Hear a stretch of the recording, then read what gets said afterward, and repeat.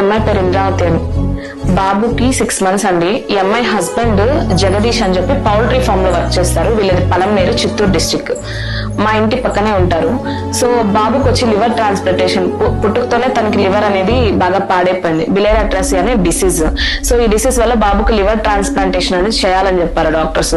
But వీళ్ళ ఆర్థిక పరిస్థితిని బట్టి వాళ్ళ లివర్ ట్రాన్స్ప్లాంటేషన్ కి 20 లక్షల వరకు ఎస్టిమేషన్ ఇచ్చారు హాస్పిటల్ వాళ్ళు. సో అది పెట్టుకోలేని పరిస్థితిలో ఉన్నారు వీళ్ళు.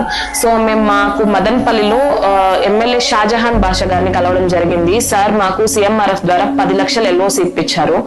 బట్ ఆ 10 లక్షల LOC కంటే వీళ్ళ ఆర్థిక పరిస్థితి బాగాలేదు కాబట్టి 10 నుంచి 15 లక్షల ఎక్స్టెన్షన్ కోసం మేము సీఎం గారి ఇంటికి వెళ్ళడం జరిగింది. సో అక్కడ మేము OSD వరప్రసాద్ గారిని మినిస్టర్ లోకేష్ గారి పేషిలో కలిసాము.